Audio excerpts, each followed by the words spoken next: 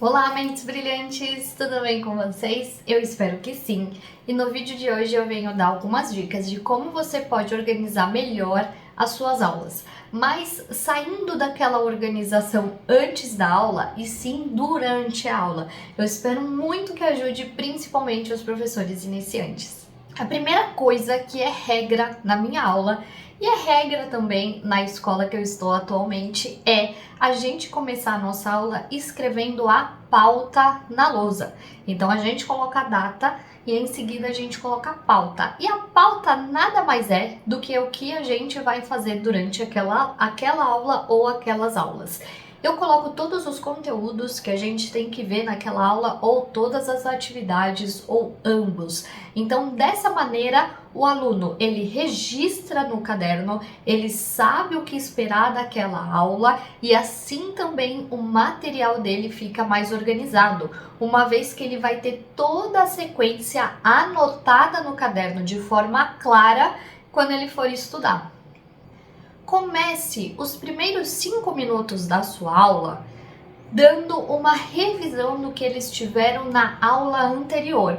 Então, por exemplo, eu entro na sala de ciências do 7º ano de quinta e sexta-feira, ou seja, a gente não se vê quarta, terça, segunda, sábado e domingo. A gente fica 5 dias sem se ver. Então, todo começo de aula eu dou uma revisada do que eles viram, dou uma relembrada dos conteúdos que a gente aprendeu ou das atividades que tinha para a aula atual. Depois desses 5 minutos de revisão, você pode começar a introduzir o novo conteúdo. E para fazer uma introdução, é muito legal quando você traz ou uma reportagem atual, ou você pega, por exemplo, uma curiosidade e conta para eles, ou você desafia eles com uma pergunta. Esse tipo de introdução, ele deixa o aluno mais instigado e mais interessado para as próximas falas que o professor vai ter. Calcule aproximadamente para uma aula de 45 minutos, 15 minutos de explicação. Então são aqueles 15 minutos que você vai passar o conteúdo para eles, você vai mostrar imagens, você vai chamar a atenção deles e vai explicar o grosso daquele conteúdo.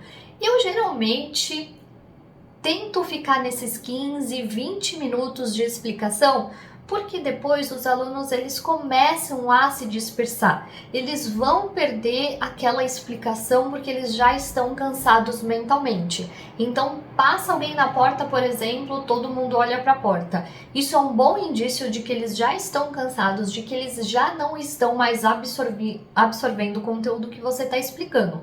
Então, 15, 20 minutos dessa aula pode ser de conteúdo explicativo, muitas vezes, né, a gente utilizou a lousa ou slides, mas se você começa a passar muito desse tempo, não vai ser tão efetivo. Depois desses 15 minutos de explicação que eu calculo, eles vão fazer algumas anotações no caderno. Ou, durante a própria explicação, quando eu anoto alguma coisa na lousa, eles também já estão anotando muitas vezes no caderno. Mas tem aqueles alunos que eles não são tão autônomos. Então, se você anota na lousa, eles não necessariamente vão anotar no caderno. Então, eu separo mais uns 5, 7 minutinhos para eles fazerem o registro do caderno e para o caderno também ser um bom guia de estudo, um bom guia do que a gente viu de mais importante daquele conteúdo ou naquela aula. Muito importante terminar com um exercício, ou uma pergunta, ou um debate. Então, nos próximos minutos dessa aula, treine com eles o que eles acabaram de ver ou de aprender. Bom, em um segundo momento, ou em uma segunda aula, no caso, às vezes a gente tem dobradinha, às vezes a gente não é dobradinha, mas a gente tem 2 aulas no mesmo dia com a mesma turma. E aí, no segundo momento, eu penso em alguma atividade diferenciada para eles conseguirem fixar o conteúdo que eu acabei de explicar. Então, eu preparo uma atividade com metodologia ativa, né? Em grande maioria, às vezes é exercício, às vezes são perguntas, às vezes eles têm que trabalhar em dupla, é bem dinâmica essa parte. Mas, em geral, eu faço alguma atividade de metodologia ativa e sobre isso eu também já gravei um vídeo que vocês podem assistir.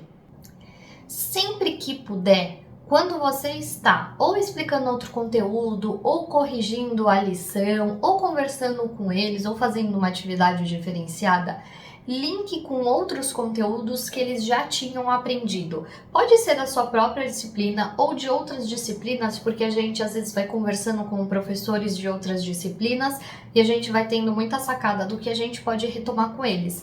Então é muito importante, sempre que possível, retomar esses conteúdos em contextos diferentes.